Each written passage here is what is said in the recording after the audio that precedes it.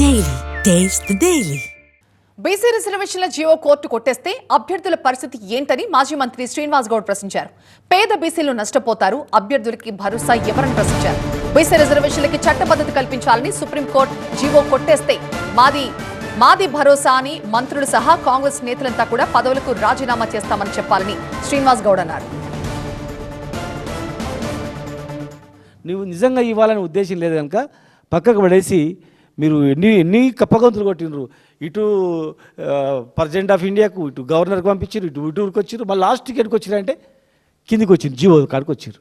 ఇవాళ జీవో తీసుకొస్తే ఈ జీవో ద్వారా ఎన్నికైనటువంటి వాళ్ళు రేపు కొట్టేస్తే బాధ్యులు ఎవరు అని అడుగుతా ఉన్నాం మేము.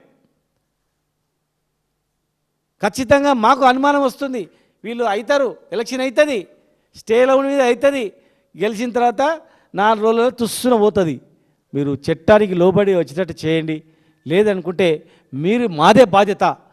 హైకోర్టు కొట్టేసినా, సుప్రీంకోర్టు కొట్టేసినా మేము కూడా తప్పుకుంటాం అన్నటువంటి భరోసా మీరు ఇచ్చినప్పుడే మీలో నిజాయితీ బయటపడుతుందని మాది భరోసా అని చెప్పండి. సుప్రీంకోర్టు ఈ జడ్జిమెంట్ మీకు అనుకూలంగా రాకపోతే మేము కూడా పదవుల నుంచి తప్పుకుంటాం, మేము కూడా రాజీనామా చేసి వెళ్ళిపోతాం, మీరు ధైర్యంగా ఉండండి అని చెప్పండి, ప్రజలకు చెప్పండి. నిజంగా మీకు నమ్మకం ఉంటే మీరు చెప్పండి. మరి ఇది కూడా 101 అబద్ధం అనుకొని చెప్పండి. మేము పదవులన్నీ వదులుకుంటాం, క్యాబినెట్ మొత్తం విడిచిపెడతాం, మా ఎమ్మెల్యేలు మంత్రులు అందరం పక్క జరుగుతాం, ప్రభుత్వం మీకు భరోసా ఇస్తున్నాం, మీకు ఖచ్చితంగా ఇది చెల్లుతుందని చెప్పండి.